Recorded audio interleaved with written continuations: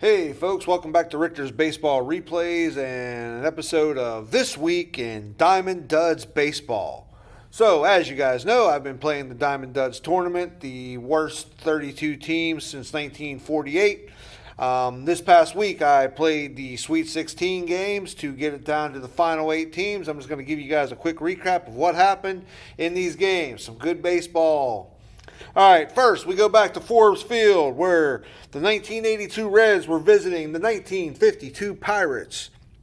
In this game, the Reds prevail 4-2, but it all came down to the third inning for the Reds where Vail and Cedeno went back-to-back jacks in the third to go up 4-1 at that point.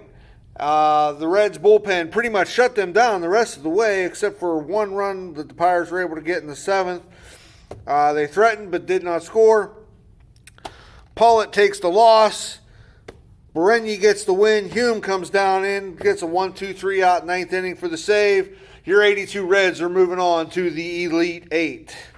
In the next game, we go to Bank One Ballpark, where the 2004 Diamondbacks were hosting the 1979 Athletics. This is a great game, folks. 1 extra innings. We were 4-4 at the end of 9. Both teams scattered some runs, got some hits. Both starting pitchers went 8 innings. But we got to the 9th, and we had a tie game. In the top of the 10th, the 79 A's were able to break it open, getting 3 runs on a walk by Murphy.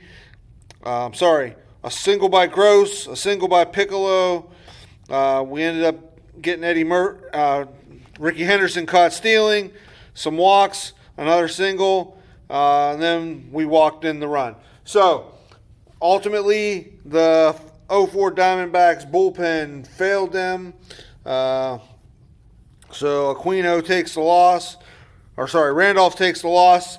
And Keogh gets the win in 2 innings of scoreless relief for your 79 A's, who are moving on and will play the 82 Reds. Should be a good game. All right, next we go to Shea Stadium, 93 Mets hosting the 2008 Mariners. This was like pretty much a blowout from the get-go. The Mariners did jump up early on 3 runs in the first inning and never really threatened again. From that point, Saberhagen pretty much shut them down the rest of the way. He goes the distance, gets the win, scatters 8 hits. Like I said, he did give up 3 runs after that. He was pretty much unstoppable. However, Washburn, who started for your 08 Mariners, he gets chased into the 4th inning. As you can see, they busted it open. They batted around. They sent 9, 12, 13 guys to the plate, scored 8 runs in the 4th. And that was pretty much all she wrote in an 11-3 victory for your 93 Mets. So your 93 Mets are moving on, and they will play the winner of the next game. So we go back to Griffith Stadium, 1955 Senators, facing your 2002 Milwaukee Brewers. Very close game.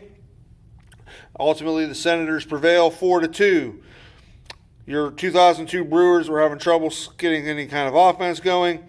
They really only had 5 hits on the day. They managed to run in the 4th after Sanchez singled and stole second and was eventually brought in by Jose Hernandez. Then it stayed. The 55 Senators got 2 runs in the first. That was be all they really needed. And then they added some insurance run in the 5th. Quevedo goes 8 innings for your Senators. For the Brewers, but takes the loss. Schmitz goes the distance for the 1955 Senators, gets the win 4-2. The Senators will move on, and they will play the 1993 Mets in the Elite Eight. Next, we go to the ballpark at Arlington for a 70s matchup between the 71 Indians and the 72 New York Rangers. Texas Rangers. Another 4-2 game that the Rangers prevail. The Rangers send Mike Paul to the mound. He goes 8, scatters 6 hits, gives up 2 runs in the first inning. But after the first inning, the Indians never really threatened again. He was pretty much dominant the rest of that game. However, the 72 Rangers would get all the offense they needed in the second inning when Toby Harrah hit a grand slam. And that would be all the runs the Rangers would get nor need. Ray Lamb does not pitch bad, pitches 8 innings, but he has the awful second inning where he gives up the grand slam. That's all it would need. So your 72 Rangers are moving on. Next, we go to Sportsman's Park, where the 65 Red Sox visited the 1951 St. Louis Browns. Your 1951 Browns never really got anything going against Max Burkett. He goes the distance, gives up 6 hits, no runs, strikes out 4. Your 1965 Red Sox do get 4 runs. They get 2 in the 5th on single, and then finally Mazzone brings them back in with a double. And then in the 9th, they get some insurance runs when Gosger gets a 2-out homer. So 4-0. Byrne goes 8+ for your Browns. Pitches pretty well, but does give up the 4 runs. Marn Burkett gets the win, and your 65 Red Sox do move on, and they will play the 1972 Rangers. Finally, Municipal Stadium, 1956 A's facing your 2008 Nationals. In this game, it goes 6-5. Your 56 A's are victorious. They come on, and your 08 Nats, your 56 A's in the 3rd inning, they bat around, and they put up 5 runs. Pretty much thought that the A's had this game in the bag at that point, but the Nats kept fighting back, scratching out runs in the 4th, 6th, 7th, and 8th.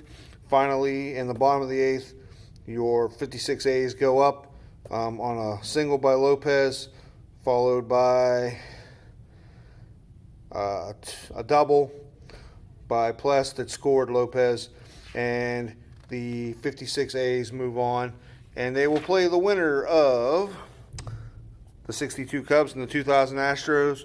Minute Maid Park, 2013 Astros. Cubs were dominant in this game, winning 7-2. Cubs basically chased the Houston pitcher, and they scored 7 runs.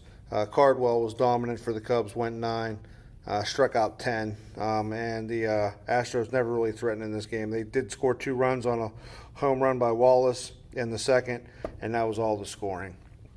So, for a quick recap, you can see that our Elite 8 will be the 82 Reds versus the 79 A's, 93 Mets versus the 55 Senators, 72 Rangers versus the 65 Red Sox, and the 56 A's versus the 62 Cubs. All right, folks, make sure you tune in next week for another edition of This Week in Baseball Replays. Have a great day.